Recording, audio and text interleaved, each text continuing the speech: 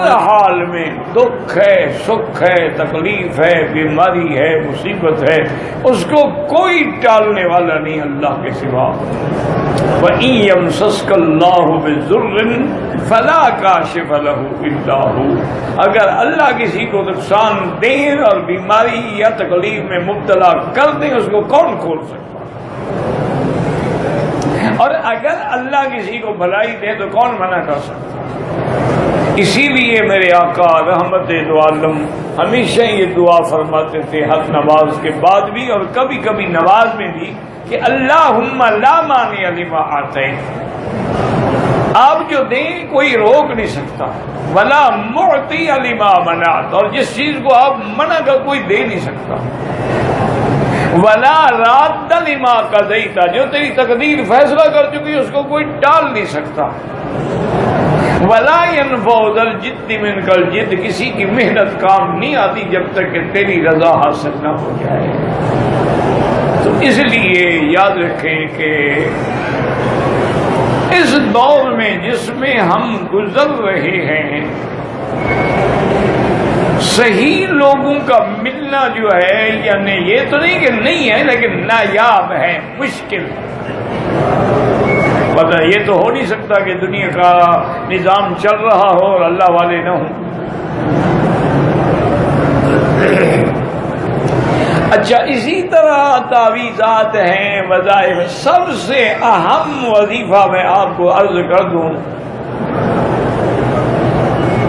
جو اللہ کے قرآن کا حکم بھی ہے اور میرے آقا کا فرمان بھی ہے اور عمل بھی ہے، تو انشاءاللہ آپ کسی کے محتاج نہیں ہوں گے۔ اور وہ یہ ہے کہ جب بھی کوئی پریشانی ہو، مصیبت ہے، دکھ ہے، بیماری ہے، مقدمات ہیں، لڑائیاں ہیں، 2 رکعت خالص نیت سے نماز پڑھیں صلاۃ الحاجہ، اور یہی اللہ کا حکم ہے کہ وَاسْتَعِینُوا بِالصَّبْرِ وَالصَّلَاةِ، مصیبت آئے صبر کرو اور نماز پڑھو۔ اور اگر کسی بھائی کو یاد ہو سکے تو سب سے جو مجرب دعا ہے وہ یہ ہے کہ 2 رکعت پڑھنے کے بعد درود شریف پڑھے، کیونکہ یاد رکھو اگر دعا کے پہلے بھی درود شریف نہ ہو، بعد میں بھی نہ ہو، دعا قبول نہیں ہو۔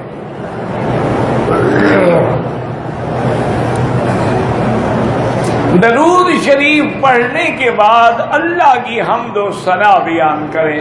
کیا مانا؟ چلو سورۃ فاتحہ پڑھ لیں جس میں سب کچھ ہے، اور پھر حضور نے ایک دعا سکھلائی ہے امت کو کہ لا الہ الا اللہ العلیم العظیم، لا الہ الا اللہ رب العرش العظیم،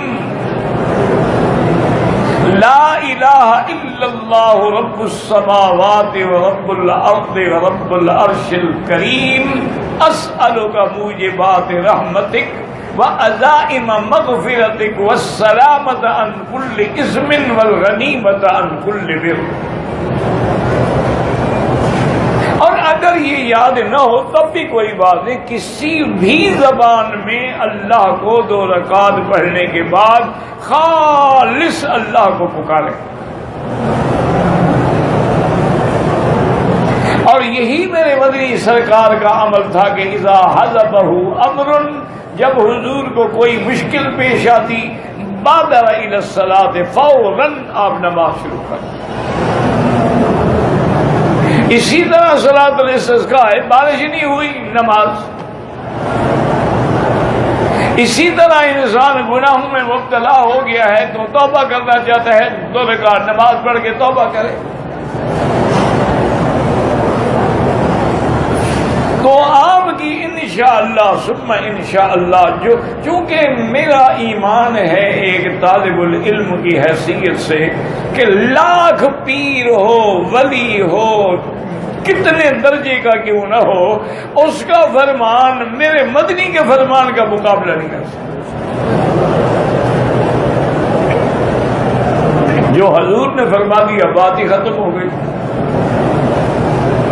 حضور صلی اللہ علیہ وسلم نے جو سکھلا دیا اس سے کوئی بات اللہ اولا افضل نہیں ہو سکتی ہے. حضور نے یہی سکھلایا ہے کہ پریشانی آئے نماز پڑھو، اور پریشانی میں اللہ کے اسماء الحسنہ سے اللہ کو پکارو. بس انشاءاللہ یہی ایک مسئلہ بھی یاد کر لینا تو نجات کے لیے کافی ہے. مثلاً اب آپ عمرے پہ آئے ہیں، آرام سے سکون سے جب کوئی نہ ہو، بالکل علیحدگی میں 2 رکعت نماز پڑھ کے توبہ بھی کریں، اللہ سے دعا بھی کریں کہ یا اللہ ہماری اس حاضری کو قبول فرما لے اور اس کے ثمرات و برکات ہمیں نصیب فرما، تاکہ تیرے دروازے سے اور روضہ محمد مصطفیٰ سے ہم خالی دامن لے کے نہ جائیں گے، جیسے آئے تھے ویسے جا رہے ہیں. تو بس سب سے بڑا عمل یہی ہے، اسی کو محفوظ رکھے. اللہ تبارک و تعالیٰ کسی کا محتاج نہیں کریں گے.